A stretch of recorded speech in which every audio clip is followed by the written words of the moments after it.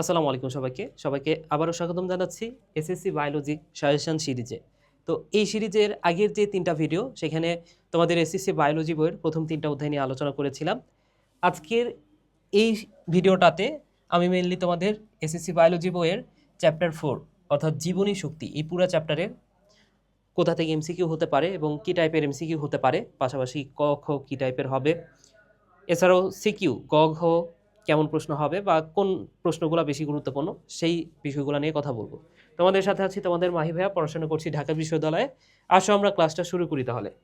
তো এই সিরিজের প্রত্যেকটা ভিডিওতে প্রত্যেকটা ক্লাসে আমরা এইরকম একটা সুন্দর পিডিএফ প্রোভাইড করি।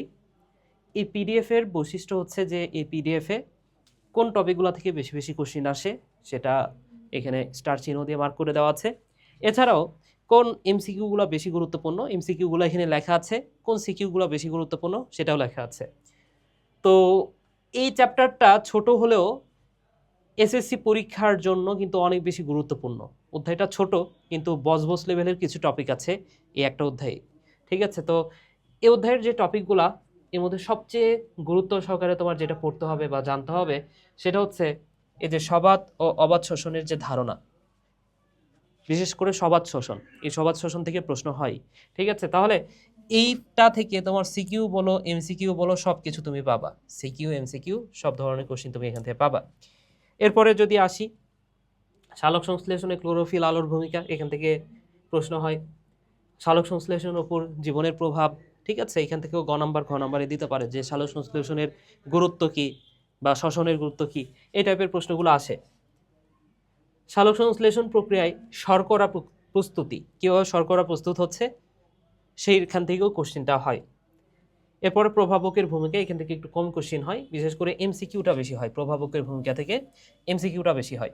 সালোক সংশ্লেষণ ও শ্বসনের তুলনা, ঠিক আছে। তো এই যে চ্যাপ্টারটা, এই চ্যাপ্টারটা তোমার পরীক্ষার জন্য অনেক বেশি গুরুত্বপূর্ণ, কিন্তু তোমরা অনেকেই ভয় পাও এই চ্যাপ্টারটা নিয়ে। এর কারণ হচ্ছে যে চ্যাপ্টারে বেশ কিছু কঠিন কঠিন টপিক আছে, যেমন সালোক সংশ্লেষণে আসলে কী ঘটনা ঘটে, তারপরে ওই যে সবাত শোষণ আসলে ঘটনাটা কি ঘটে, এই বিষয়গুলো না ভালো মতো তোমরা বুঝতে পারো না। এখন এটা তোমাদের দোষ না, তোমাদের বইটাই এমনভাবে সাজানো, ওইখানে আসলে তেমন কোনো কিছু আলোচনা নাই যেটা পড়ে তুমি আসলে নিজে থেকে খুব ভালো মতো বুঝতে পারবা। তো এর জন্য এই টপিকগুলো ভালো মতো বোঝানোর জন্য আমি তোমাদের জন্য ছোট্ট একটা কাজ করেছি। একটা ওয়ান শট ক্লাস আছে আমার, যেটা সম্পূর্ণ ফ্রিতে তুমি করতে পারবা। সেটা হচ্ছে যে হালকেনস্টাইন ইনফিনিটি স্কুলে তুমি যদি আসো, আসার পরে তোমার জাস্ট এখান থেকে খুঁজে বের করতে হবে ভাইয়া, এই যে ব্রেকিং বায়োলজি সিরিজ।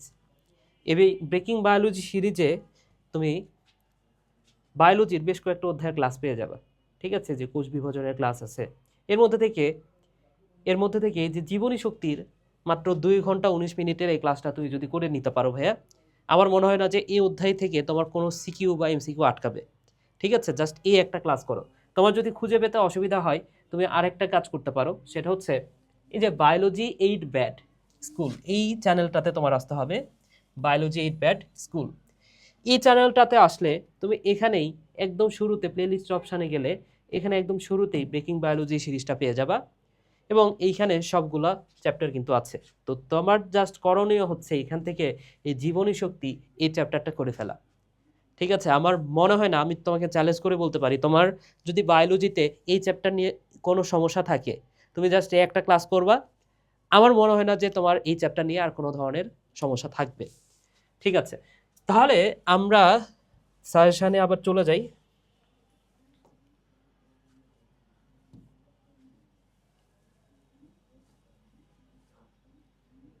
ওকে, তো এখানে কিছু প্রয়োজনীয় তথ্য দেওয়া আছে শুরুতেই, এই পিডিএফটা শুরুতেই এই তথ্যগুলো তোমার পড়তে হবে। যেমন সালোক সংশ্লেষণ আসলে ঘটনাটা কি ঘটে, বিক্রিয়াগুলো কি কি, ঠিক আছে, এই টাইপের তথ্যগুলো তোমার একটু জানতে হবে। ঠিক আছে, তাহলে এই যে বিক্রিয়াগুলো দেওয়া আছে, এই বিক্রিয়াগুলো পড়বা বা এখানে যা আছে এটা ফটোকপি করে এটা তুমি পড়বা। এরপরে দেখো এই যে 1905 সালে কি হয়েছিল বলতো, সালোক সংশ্লেষণকে 2টা ভাগে ভাগ করা হয়েছিল, আলোক নির্ভর পর্যায়, আলোক নিরপেক্ষ পর্যায়। তাহলে এই বিষয়গুলো নিয়ে এখানে বলা আছে, এগুলো তোমার হচ্ছে জানতে হবে, এগুলো পড়বা। ঠিক আছে, এখানে অর্থাৎ এই পুরো অধ্যায়ের একটা সামারি করে দেওয়া আছে, এইখানে শুরুতেই একটা সামারি আছে, ঠিক আছে। এরপরে C3 C4 যে চক্রগুলা সেগুলো আছে। তো আমরা এমসিকিউ এ যদি যাই, এমসিকিউ এ কি টাইপের প্রশ্ন দেখা যায় সেটা হচ্ছে এসিটাইল কোয়ে ধাপে কত অণু এটিপি তৈরি হয়। তো এই যে এটিপির হিসাব এমসিকিউ এমসিকিউ এ এই টপিকটা থেকে সবচেয়ে বেশি কোশ্চেন আসে। টপিকটা সোজা, কিন্তু বইয়ে কঠিনভাবে লেখা থাকার কারণে বা মুখস্থ বিদ্যা হওয়ার কারণে অনেক সময় সমস্যা হয়, ঠিক আছে। এখন তোমার জানতে হবে যে কোন ধাপে কত এটিপি তৈরি হয়।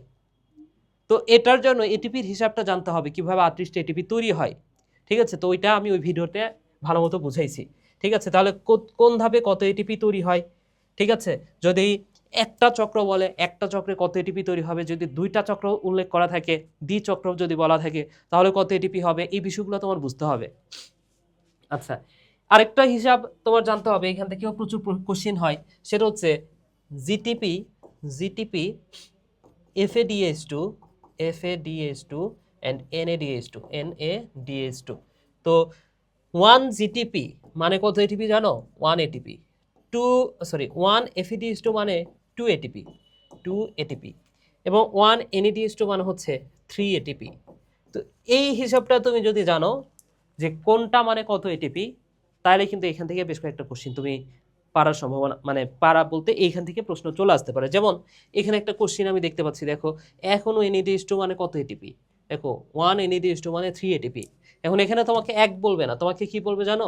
এখানে বলবে 10 এটিপি, সরি 10 অণু NADH2 মানে কত এটিপি, 3 10 30 এটিপি, তাই না? এই টাইপের কোনো একটা প্রশ্ন আমরা একটু দেখি। এই যে দেখো 1 NADH2 = 3 এটিপি, এটা কোথায় ঘটে? এটা ঘটে মাইটোকন্ড্রিয়ার ভেতরে। তাহলে তোমার এটাও জানতে হবে, এই টাইপের প্রশ্নগুলোও তোমাকে করতে পারে যে এই বিক্রিয়াটা কোথায় সংঘটিত হয়। যেমন গ্লাইকোলাইসিস সংঘটিত হয় কোথায় বলো তো? সাইটোপ্লাজমে। কিন্তু গ্লাইকোলাইসিস বাদ দিলে বাকি যে 3টা ধাপ আছে, এই 3টা ধাপ কোথায় ঘটে? মাইটোকন্ড্রিয়ায় ঘটে। এর মধ্যেও যদি বলা হয় ইটিএস কোথায় ঘটে? ইটিএস ঘটে মাইটোকন্ড্রিয়াতে, ভালো কথা, কিন্তু মাইটোকন্ড্রিয়ার ইনার মেমব্রেনে। বুঝছো বিষয়টা? আবার এখান থেকে তোমাকে আমি নিজে একটা প্রশ্ন করি, দেখি তোমরা পারো কিনা। আমি নিজে একটা ছোট্ট একটা প্রশ্ন করি, সেটা হচ্ছে আমি যদি তোমাকে বলি যে অক্সিডেটিভ ফসফোরাইলেশন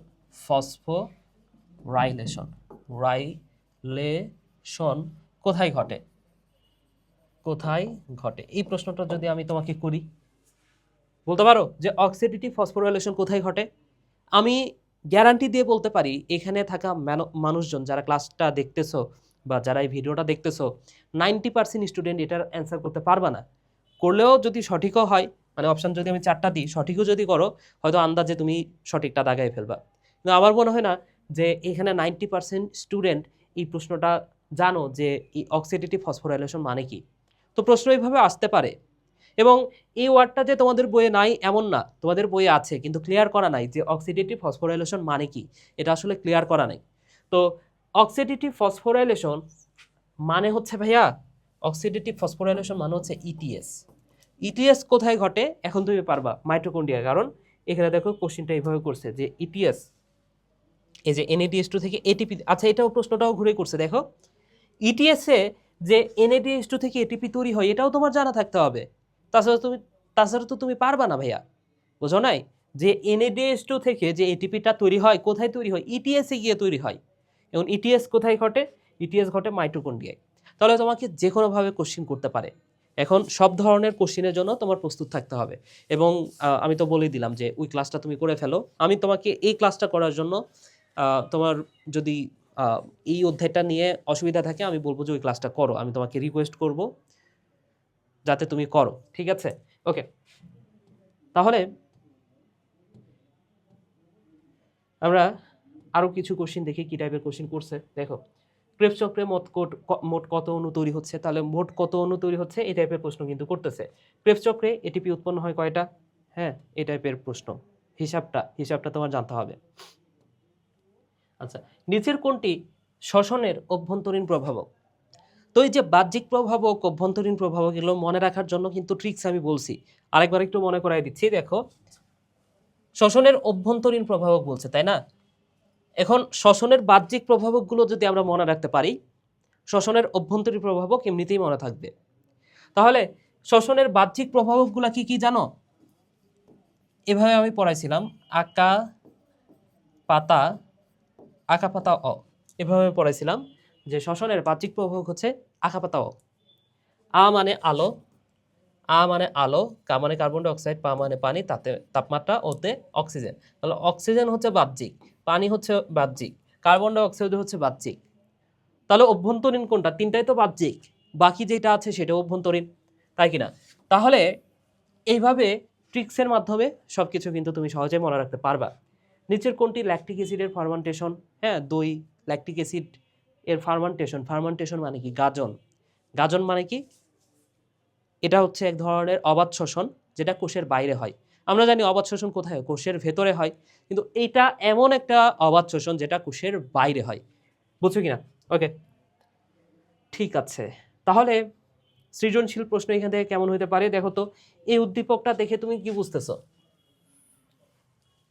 এই উদ্দীপকটা দেখে কি বুঝতেছো? এই টাইপের উদ্দীপক যদি চলে আসে, তোমরা অনেকেই ভুল করে ফেলতে পারো, বুঝতেই পারবা না, ধরতেই পারবা না কি বোঝাচ্ছে আসলে। এখানে সংকেতগুলো তোমার জানা থাকতে হবে, সংকেত না জানলে এটা আবার পারবা না। তাহলে সংকেত কি ছিল? C6H12O6, এটা কি? Glucose, glucose, glucose. C3H4O3, এটা কিসের সংকেত? পাইরুভিক অ্যাসিডের সংকেত ভাইয়া। এটা কি ভাইয়া? এটা হচ্ছে পাইরুভিক অ্যাসিডের সংকেত। তাহলে গ্লুকোজ থেকে পাইরুভিক অ্যাসিড তৈরি হয়েছে। প্রশ্নটা কি বলেছে? প্রশ্নটা বলেছে যে উদ্দীপকে সঠিক জীবনধারা, আচ্ছা খ নম্বর না, গ নম্বর দেখো, উদ্দীপকে এস উচ্চ ও নিম্ন শ্রেণীর সকল জীবে সংঘটিত হয়। তাহলে এই প্রক্রিয়াটা কি আসলে? এই প্রক্রিয়াটা হচ্ছে গ্লাইকোলাইসিস। এই প্রক্রিয়াটা কি ভাইয়া? এই প্রক্রিয়াটাকে বলা হচ্ছে গ্লাইকোলাইসিস। গ্লাইকোলাইসিস ধাপটাতেই তো গ্লুকোজ থেকে পাইরুভিক অ্যাসিড তৈরি হয়, তাই না? তাহলে এই প্রক্রিয়াটার নাম হচ্ছে, এটা হচ্ছে ভাইয়া গ্লাইকোলাইসিস, গ্লাইকোলাইসিস। এখন এই গ্লাইকোলাইসিসকে একটা স্পেশাল নামে ডাকা হয়। গ্লাইকোলাইসিসকে আদর করে কি নামে ডাকা হয় জানো? গ্লাইকোলাইসিসকে বলা হয় সবাত সবাত ও অবাধ শ্বসনের, অবাধ শ্বসনের প্রাথমিক ধাপ, শ্বসনের প্রাথমিক প্রাথমিক ধাপ বলা হয়।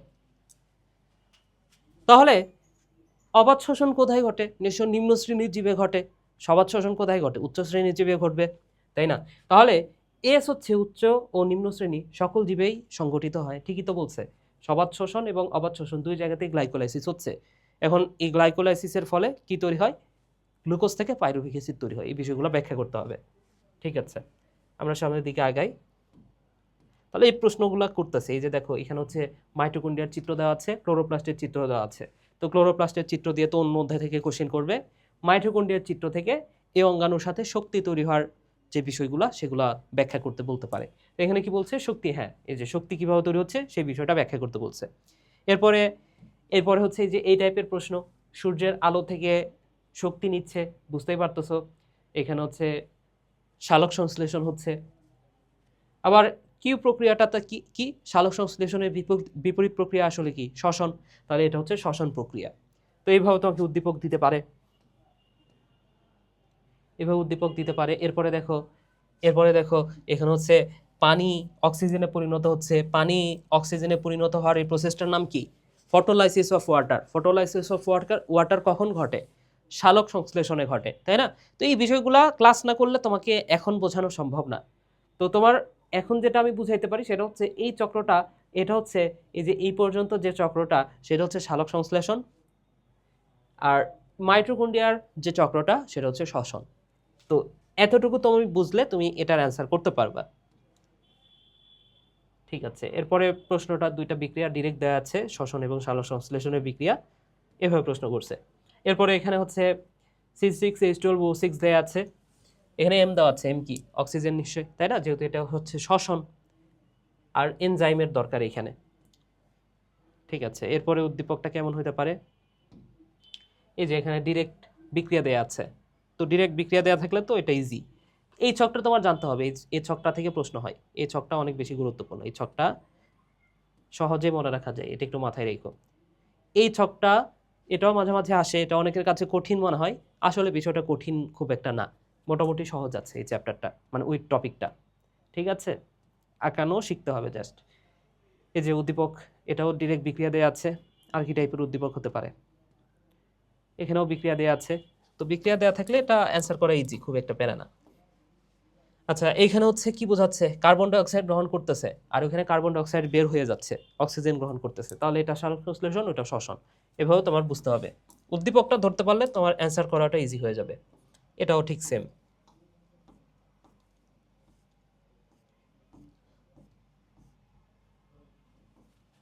দেখো সেম টাইপের কোশ্চিন, এই অধ্যায় থেকে কোশ্চিন করার জায়গায় মাত্র 2-3টা, কিন্তু কোশ্চিন আসেই, আবার এই অধ্যায় থেকে কোশ্চিন আসবেই, এটা মাথায় রেখো। এই যে এখানেও উদ্দীপক তাহলে আমরা পেয়ে গেলাম যে উদ্দীপক ওই 2-3 রকমেরই হবে। এরপরে আলো এবং ক্লোরোফিলের ভূমিকা। আলোর ভূমিকা কি? আলো যদি না থাকে সালোক সংশ্লেষণ ভালো হবে না। প্রথম কথা, সালোক সংশ্লেষণে কি লাগে? কার্বন ডাই অক্সাইড লাগে। এখন সূর্যের মধ্যে একটা আলো আছে যেটাকে বলা হয় ব্লু লাইট, যেটাকে বলা হয় ভাইয়া কি বলা হয়? Blue light. ব্লু লাইট, এই ব্লু লাইট যে কাজটা করে সেটা হচ্ছে পত্ররন্ধ্র খুলতে সাহায্য করে। ব্লু লাইট যদি না থাকে পত্ররন্ধ্র খুলবে না। পত্ররন্ধ্র না খুললে কি হবে? সালোক সংশ্লেষণের জন্য কার্বন ডাই অক্সাইড গ্রহণ করতে পারবে না, আবার অক্সিজেনও গ্রহণ করতে পারবে না শ্বসনের জন্য। তাহলে ব্লু লাইট এটা সালোক সংশ্লেষণ শ্বসন দুই জায়গাতে ভূমিকা পালন করতেছে। আরেকটা হচ্ছে রেড লাইট। রেড লাইট, এই রেড লাইট এটা দ্বারা সালোক সংশ্লেষণ সংঘটিত হয়। আরও কয়েক ধরনের বর্ণ আছে, বেনিকলা বলা যায়, তোমাদের বইয়ে আছে এটা। বেনিকলা হচ্ছে বেগুনি, নীল, কমলা, লাল। এই 4টা আলোতে সালোক সংশ্লেষণ ভালো হয়, কিন্তু সবচেয়ে ভালো হয় কোন আলোতে? লাল আলোতে। এটা একটু মাথায় রাখতে হবে। তাহলে লাল আলোতে সালোক সংশ্লেষণ সবচেয়ে বেটার হয়। তাহলে এটা হচ্ছে সালোক সংশ্লেষণের ভূমিকা। এখন লাল আলো কত রেঞ্জের মধ্যে আছে? মোটামুটি 600-র উপরে, তাই না? তো তোমাদের এখানে একটা রেঞ্জ দেয়া আছে তোমাদের বইয়ে নিশ্চয়, 400 থেকে 480, আর একটা হচ্ছে 680। 400 থেকে 480, আর একটা মনে হয় 680, তাই না? তো এই রেঞ্জগুলো তোমার জানতে হবে। এই যে দেখো কোন আলোতে সালোক সংশ্লেষণ ভালো হয়। তো আমি তো বলছি যে একটা আলো দেওয়া থাকলে লাল, আর যদি না দেওয়া থাকে তাহলে বেনি কলা এই আলোগুলোতে। লাল আছে, কমলা আছে, নীল আছে, বেগুনি আছে, তাহলে নীল আর লাল এই আলোতে সালোক সংশ্লেষণ ভালো হয়। ঠিক আছে, তাহলে এই প্রশ্নগুলো পড়বা। আলোর ভূমিকা কি?